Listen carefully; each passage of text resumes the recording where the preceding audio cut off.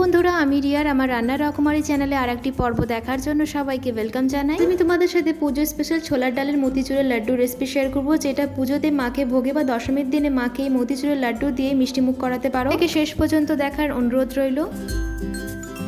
আমি এখানে নিয়েছি ছোলার ডাল আর 7 থেকে 8 ঘন্টা আমি ভিজিয়ে রেখেছিলাম। রাতের বেলা 4 থেকে 5 ঘন্টাও ভিজাতে পারো। ভালোভাবে ভিজেছে কিনা সেটা কি করে বুঝতে পারবো?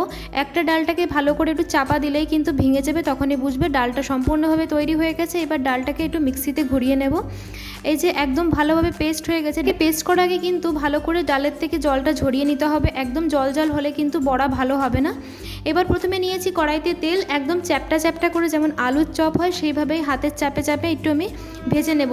বড়াগুলো কিন্তু একদম লাল করব না, একদম সাদা থাকবে সেইভাবেই আমি নামাবো। গ্যাসের ফ্লেমটা কিন্তু স্লো করে ভাজতে হবে, যাতে ভেতরে কাঁচা ভাবটা না থাকে, একদম ক্রিস্পি বা কড়া হয়ে যাবে।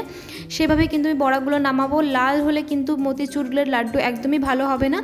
জাস্ট সাদা থাকবে সেইভাবেই আমি নামিয়ে দেবো। গ্যাসের ফ্লেমটা একদম স্লো থাকবে, আস্তে আছেই কিন্তু এই বড়াগুলো তৈরি হবে। সমস্ত বড়াগুলোকে নামিয়ে নিচ্ছি। বড়াগুলো কিন্তু লাল হয়নি, দেখতেই পারছো, সাদা অবস্থাতেই নামিয়ে নেব। গ্যাসের ফ্লেমটা স্লো করেছিলাম বলে খুব সুন্দর আর ক্রিস্পি হয়েছে। একটু ঠান্ডা হয়ে গেলেই কিন্তু এবার আমি এগুলোকে ভেঙে টুকরো করে নেব। দেখতেই পারছো ভেতরটা কতটা কড়া হয়েছে। যত কড়া হবে তত ভালো হবে, কেন এটা মিক্সিতে এবার আমি কি ঘুরিয়ে নেব।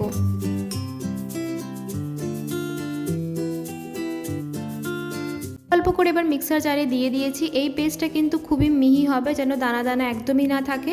আমি একটু চেক করে নিলাম, দেখলাম একটু বাজছে বলে আমি আরেকবার একে ঘুরিয়ে নেব। কড়াইতে নিয়ে নিলাম সামান্য পরিমাণ মতো ঘি। এইবার যে বড়াগুলোকে একদম মিক্স করে রেখেছিলাম সেগুলোকে একটু ভালো করে গ্যাসের ফ্লেমটা কিন্তু মিডিয়াম করে এগুলোকে একটু ভেজে নেব। কম হলে কিন্তু চলবে না, একটু শক্তই হতে হবে, ঝরঝরে হতে হবে। তার জন্য আরেকবার আমি শুকনো খোলা একটু এটাকে লাল করে ভেজে নিচ্ছি। এইদিকে সাইডে আমি একটু চিনির সিরা বানাবো। প্রথমে নিয়েছিলাম এখানে 2 কাপ মতো জলটা কিন্তু ফুটে গেছে। এবার এখানে আমি 2 বাটি মতো নিয়েছি চিনি।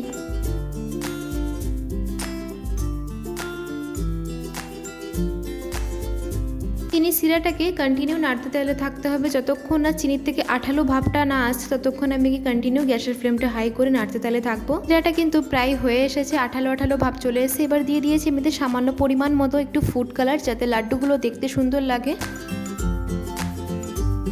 এটা কিন্তু হয়ে গেছে। এইবার আমি যে বড়াগুলো গুঁড়ো করে রেখেছিলাম সেইগুলো দিয়ে ভালো করে কিন্তু নাড়তে তালে থাকতে হবে, যেন একদম দানা বা লাম্পস না পড়ে।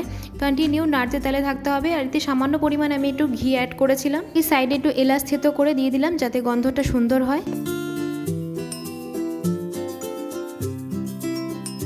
ফ্লেমটা মিডিয়াম করে কিন্তু কন্টিনিউ নাড়তে তালে থাকবো। খুন্তির সাহায্যে কিছু গেলে দেবো, যেগুলো দানা পড়েছে, যাতে একদম মিহি যে লাড্ডুটা যেমন খাওয়ার সময় মুখে একদমই বাঁধে না, সেইভাবেই আমি খুন্তির সাহায্যে গেলে দিই।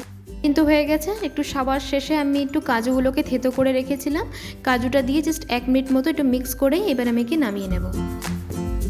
থালার এক সাইডে নামিয়ে নিলাম। অত্যাধিক গরম বলে এটাকে আমি একটু খুন্তির সাহায্যে ছড়িয়ে নিচ্ছি, যাতে হালকা ঠান্ডা হয়ে যায়। একদম ঠান্ডা হলেও কিন্তু লাড্ডু ভালো হবে না। দিয়ে চেক করে নিলাম, মিনিমাম মোটামুটি ভালো ঠান্ডা হয়ে গেছে, যতটা আমি সহ্য করতে পারছি।